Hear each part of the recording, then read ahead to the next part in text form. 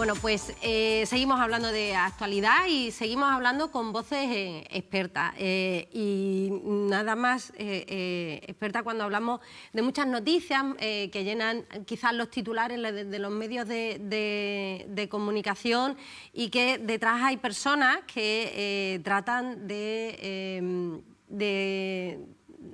minimizar o, bueno, trabajar basándose en la evidencia, y sobre todo cuando estamos hablando de aspectos como que tienen niños y niñas pequeños, menores en general, de por medio, y que ellos tienen que trabajar con verdaderas situaciones muy complejas, en las que la vulnerabilidad de estos niños y niñas está en sus manos, bueno, y en su trabajo, objetivo y basado en evidencia, como decimos. Es la psicología forense. Por eso está con nosotros Nazaret Martínez. Bienvenida, muchas gracias por estar aquí. Gracias a vosotros por darnos esta oportunidad de visibilizar la profesión y este campo de trabajo tan interesante, duro también, pero que nos da también grandes satisfacciones. Iremos hablando porque, bueno, nos parece, creo, una de las quizás profesiones más complejas, la psicología en general, ¿no?, que tiene que abordar los problemas de otras personas, tratar de ayudarlos o de ayudarlos a gestionarlos principalmente, pero en la psicología forense, jurídico forense, se complica aún más. No es solo gestionar emociones, no es solo tratar de ayudar a una persona. Aquí hay muchas más aristas que tratar, y algunas veces en un tiempo mínimo. ¿Qué es la psicología forense? Pues mira, la psicología forense, que no es la psicología de los muertos que la gente cree, sí. La psicología forense es una parte de la psicología jurídica, que es aquella parte de la psicología que se dedica a trabajar, a auxiliar a los operadores jurídicos. La psicología forense lo que hace es evaluar con una metodología científica basada en la evidencia aquellos aspectos que nos solicitan los tribunales o los operadores jurídicos, pues los letrados, los fiscales, los jueces o cualquier particular, evaluar algo, una situación, y que se relacione con algún hecho delictivo, bien como víctima o bien como victimario. Vamos a poner un ejemplo, y esto es sencillo. He tenido un accidente de tráfico, soy víctima de ese accidente y quiero que me evalúe un psicólogo forense, para ver qué daños he sufrido, qué afectación he tenido, o para que se me determinen las secuelas o la indemnización a la que tengo derecho. Pero como eso, muchas cosas. He sido víctima de acoso laboral, quiero que se me haga un informe pericial forense, quiero que se evalúe si realmente o no, porque los forenses decimos, nosotros no lo sabemos, hasta que no lo evaluamos no sabemos qué va a pasar. Niños y niñas víctimas de abuso, agresión sexual. Tenemos aquí un equipo buenísimo, que es el equipo de abuso sexual perteneciente a la Fundación Márgenes y Vínculos, referente en toda España. Tenemos compañeros que se dedican a hacer, ahora con los métodos alternativos de solución de conflictos, los MASC, sí, que ha sido ahora como la gran revolución y ha tenido a los letrados, los pobres con la lengua afuera, ¿no? Pues parte de la psicología jurídica y forense se trabajan estos MASC, ¿no?, estos métodos alternativos de solución de conflictos. ¿Cómo se trata, cómo se desarrolla una evaluación pericial psicológica forense rigurosa y sensible al mismo tiempo, por ejemplo, cuando hablamos de menores? Pues lo primero es que alguien haga esa solicitud, bien un juzgado, bien un letrado, bien unos padres, alguien haga esa solicitud, y lo primero que hace el perito es, en el caso de que sea un menor, si los padres están separados, solicitar el consentimiento informado, es decir, el documento donde ambos padres firmen y estén de acuerdo. Luego solicitar toda la documental, denuncias, atestados, todo lo que hubiera, informes previos, y a partir de ahí empiezan a trabajar. Se hace entrevista con los padres, se hace entrevista, si fuera necesario, con profesores, con personas relevantes del menor. Con el menor unas entrevistas específicas, con unas características concretas, no una entrevista de hola, ¿cuál es tu colegio?, sino de unas características concretas, para determinar bien el grado de afectación del niño, en qué medida está afectado por esas vivencias. Vamos a imaginar que es una situación de maltrato, ¿no?, o que ha vivido situación de acoso en el colegio, lo que fuere. A partir de ahí se le aplican pruebas psicológicas específicas y con la metodología adecuada, basada en la evidencia, llegamos a unas conclusiones. Esas conclusiones se plasman en un informe y se aportan o se contrastan en un juicio y ya se somete, pues digamos, a esa información, ¿no?, a contraste, y se pone, digamos, en valor y se explica al tribunal pues qué es lo que se ha hecho con respecto a la evaluación, a qué conclusiones se han llegado y qué alcance tiene esa conclusión. Hay en muchas ocasiones que se habla, expertos y expertas que han estado aquí, y también queremos saber su opinión, por supuesto, como profesional de psicología. Hay indicadores y señales psicológicas cuando se trata de una situación de abuso o maltrato, por ejemplo, a un menor. ¿Cómo pueden ser esas señales? ¿Cómo, más allá de la psicología, ¿no?, cómo también se pueden percibir por parte del entorno? Teniendo en cuenta que depende de cada etapa de edad, no es lo mismo un niño de 5 años que un niño de 10 o una niña, y teniendo en cuenta que esos indicadores no son solo exclusivos de una situación de abuso, vale, pues claramente tenemos siempre ese problema, ¿no? La mayoría de las veces pasa desapercibido hasta que los niños lo revelan, lo cuentan. Pues un día, a lo mejor bañando a tu niño o a tu niña, te cuentan, pues cuando estoy en casa de tal me hacen esto o me pasa lo otro. Muchas veces los padres no dan importancia a ese asunto, pero sí que es verdad que los niños lo suelen contar. Tienen que ser unas lesiones físicas muy relevantes, o que los niños tengan un cambio de comportamiento y de afectividad muy grave, o que de repente tengan problemas, el típico control de esfínteres, que lo pierden, se vuelven, tienen pesadillas. No quiere decir que esto sea exclusivo de la agresión sexual. A ver si vamos a tener algunos oyentes que de repente su niño pues tenga un retroceso en el control de esfínteres y tenga pesadillas y digan, a mi niño le ha pasado esto. No, puede ser cualquier otra cosa. Pero sí que es verdad que hay una serie de indicadores que nos van ya poniendo sobre la pista. Generalmente, si no hay lesiones físicas, se detecta bien porque los propios niños lo dicen y lo cuentan pues así, pues me está pasando esto, pues con naturalidad. La mayoría de los niños, cuando ya se dan cuenta de que está pasando esto, lo viven como algo malo, como un secreto, ¿no? Yeah. Porque están protegiendo al agresor. Pero ya te digo que la psicología forense, y hablo específicamente del equipo de evaluación de abuso sexual, la Fundación Márgenes y Vínculos, ¿no? Son especialistas en este tipo de casos, los evalúan y los tratan también, sino que además hay otra gran cantidad de casuística que muchas veces, no por dolorosa, ¿no?, pues seguimos atendiendo, ¿no? Por ejemplo, niños y niñas en mitad de divorcios y separaciones, que eso es, deja una afectación y es de una gravedad tremenda, porque no es solo el momento hasta que los padres se divorcian, es que es después del divorcio incluso, y siguen años y años esos niños metidos en esa guerra cruzada.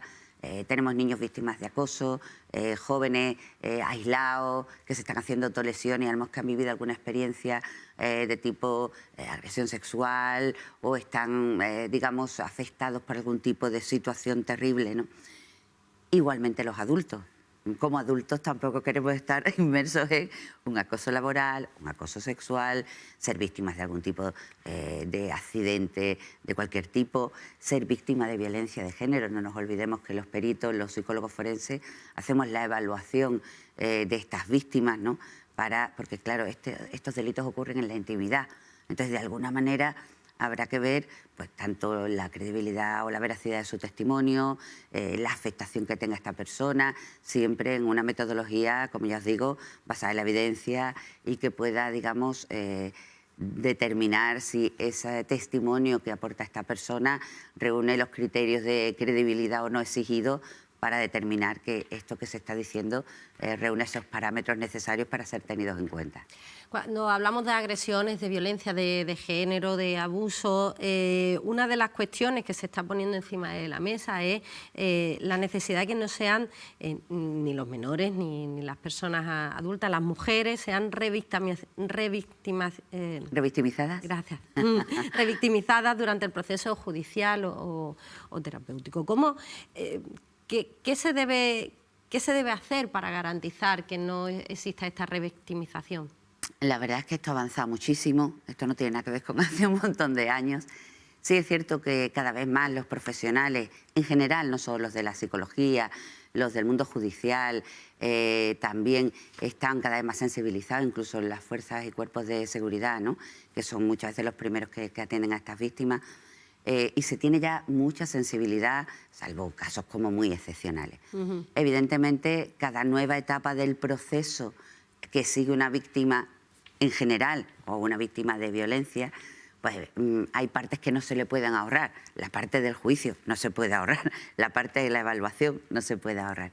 Pero sí que es verdad que se toman medidas para favorecer que el impacto emocional sea menor. Por ejemplo, las compañeras del Servicio de Atención a la Víctima, las compañeras del SABA, están para acompañar a las víctimas durante toda la transición judicial. Los peritos estamos evaluando a esas personas y el día del juicio estamos allí también, y ante cualquier duda que tengan, cualquier temor, podemos asesorarles y podemos expresar con nuestras palabras aquellas vivencias que ellas han tenido.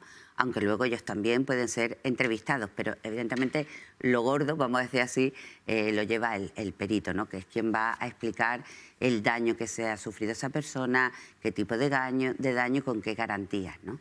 Y hay otros profesionales, los psicólogos de tratamiento, que son los que se dedican a reconstruir a las víctimas, ¿no? Que también es un proceso largo, que exige un gran acompañamiento y que, digamos, ya ayudan a la persona a ponerse en la vía de la normalización, en la vía del ajuste, para que esa persona, a pesar de esa vivencia, pues pueda desarrollar todas sus facetas en plenitud. Hemos sentido esos avances, por supuesto, en la sensibilización institucional y social respecto a este tipo de trauma. ¿Pero qué falta por hacer? Pues la verdad es que falta mucho. Mira, nuestra demanda como profesionales de la psicología forense es que necesitamos más plazas de psicología forense en los puestos públicos, en los institutos de medicina legal y ciencias forenses, tanto para la parte penal como para la parte de la unidad de violencia de género, como para la parte de familia. Los equipos técnicos de familia están atendiendo una cantidad de personas que es que 5 profesionales no pueden atender a una provincia de Cádiz entera. Necesitamos, hablo de Cádiz, pero que esto es extensible a toda España, vamos, que no, sí, no es específico de aquí, por desgracia. Necesitamos muchas más plazas de profesionales que puedan atender. No puede ser que los compañeros de la pública tarden 2 años en ver a alguien o haya una lista de 1 año y pico para evaluar a las personas de un divorcio. Los listados de peritos profesionales del Colegio de Psicólogos también están para aunar o para resolver o para cubrir ese déficit. Hay unos profesionales cualificados, que son psicólogos forenses, son peritos acreditados. Podéis consultar en el Colegio de Psicología esos listados profesionales y ahí tendréis psicólogos forenses a vuestra disposición para que puedan, digamos, resolver o realizar ese tipo de evaluaciones que necesitan. Y también pedimos otra cosa. Lo que pedimos es también que se solicite para cubrir esos puestos que esas personas tengan un conocimiento específico. Es decir, los psicólogos forenses deben estar cubiertos por psicólogos forenses y por expertos. Es decir, no puede ser que tú estés mañana en educación, el otro en el servicio de empleo y al día siguiente estés valorando una víctima de violencia o una imputabilidad. Es decir, necesitamos que esos puestos se cubran por profesionales con formación específica. Lo necesitamos nosotros y lo necesita la ciudadanía, porque es evidente que es un puesto con unas características específicas, con una formación propia y con una metodología propia. Entonces, habiendo profesionales perfectamente formados y con gran experiencia, pues habrá que cubrir esos puestos específicos con este tipo de profesionales.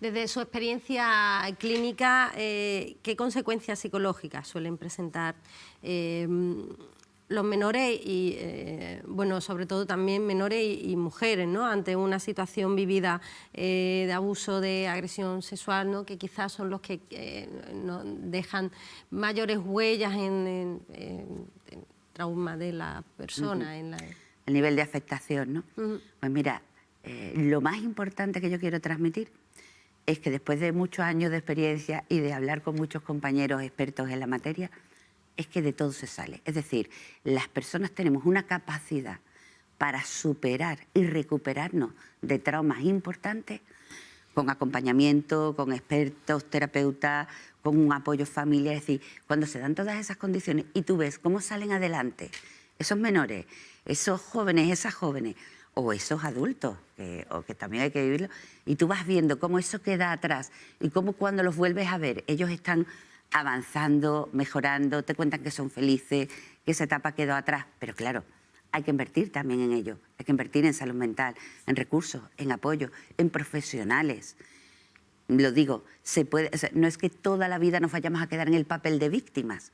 Para eso estamos los psicólogos, para ayudar a salir de esa situación y que puedan llegar a ese nivel de normalidad o de plenitud y de ajuste que todos nos merecemos. Y esas secuelas que tú me dices, evidentemente a nivel afectivo, a nivel de conducta en los niños, a nivel luego del desarrollo de las relaciones, ¿no? Cómo tú te inicias en las relaciones afectivas, en las relaciones sexuales, si es que ha habido una agresión sexual. Es decir, todo está afectado. Sí, no es solo el cajón de estudiar o el cajón de comer, es todos los cajoncitos. Hay autolesiones, problemas con la alimentación, problemas de sueño, problemas de conducta, consumo de sustancias, a lo mejor actitudes sexuales inadecuadas, pero realmente con buenos profesionales de todo se sale. Estos niños y jóvenes avanzan y llegan a tener una vida en plenitud. O sea, quiero que veamos, ha sido víctima de, pero lo fue, ya no. Y ya no ha sido víctima o no sigue siendo víctima porque ha tenido las ayudas que necesitaba. Hay un cierto número de casos que a lo largo de la vida siempre van a tener ese rastro, ¿no? Ese residuo de ese trauma y que se puede reactivar ante determinadas circunstancias. Pero, lógicamente, como todos en la vida, cuando hemos vivido circunstancias negativas, ¿no? Pues se te pueden reactivar esas emociones o esos dolores, esa afectación, pues ante estímulos, ¿no? Por ejemplo, yo he tenido un accidente de tráfico, he visto cómo ha muerto mi compañero de coche, por ejemplo, me recupero, hago tratamiento y tal, y a los 10 años tengo un accidente de tráfico, lo más tonto del mundo, el típico besito que te ponen en el esguince cervical, ¿no? Con tu collarín, y me reactivo toda la sintomatología. ¿Por qué? Pues porque teníamos un trauma hace X años, nos hemos recuperado bien, pero ha habido un estímulo que lo ha elicitado. Entonces, sí que es verdad que hay que estar siempre atentos a esa reactivación. Por lo demás, los profesionales de la psicología forense, que nuestro objetivo es evaluar y evaluar para informar y para dar a conocer qué tipo de daño, de vivencia ha tenido esta persona con todas las garantías, creemos que aportamos a estas víctimas un colchón amortiguador a la hora de poder explicar sus vivencias y también ilustrar al tribunal de qué tipo de daños han sufrido, qué impacto, qué alcance y qué pronóstico. Por último, ya se nos acaba el tiempo. ¿Cómo lo vive los psicólogos y psicólogas? Siempre atendemos a las víctimas, pero bueno, ustedes también. ¿Cómo vive un psicólogo o una psicóloga forense cada vez que se tiene que enfrentar a situaciones, algunas más complejas que otras? Pues la verdad es que con oficio, con buenas herramientas, con buenos instrumentos para evaluar, con buenas entrevistas, entregándonos a fondo a los casos, porque sabemos que si lo hacemos bien, esa persona va a salir adelante, vamos a contribuir. La implicación personal, qué duda cabe que en las películas está muy bien, pero en la realidad no. En la realidad tienes que mantener una cierta distancia emocional, primero porque no estás ayudando a esta persona, segundo porque además para ti es también una protección. La sensación del trabajo bien hecho y de que, aunque hayan pasado 3 años y que por fin has ido al juicio y has podido explicar sobre lo que evaluaste hace 3 años o 2 años o lo que fuere, es una sensación profesional de mucha satisfacción, ¿no? Aunque ya sabéis que estos temas de justicia van siempre un poco lentos. Y bueno, yo creo que nosotros como profesionales de la psicología forense eso lo tenemos más bien resuelto. Bueno, y nosotros, por supuesto, que lo celebramos. Nazaret Martínez, psicóloga jurídico-forense y psicóloga clínica, también coordinadora, los psicólogos y psicólogas forenses de aquí en la provincia de Cádiz. Muchísimas gracias y, por supuesto, muchas gracias a los profesionales que sabemos trabajan a pesar de las dificultades en algunas ocasiones de tiempo y medios, pero que hacen lo posible para que efectivamente cualquier persona tenga ese peritaje forense lo más objetivo y lo más regido por el procedimiento posible. Muchas gracias. Gracias a vosotros.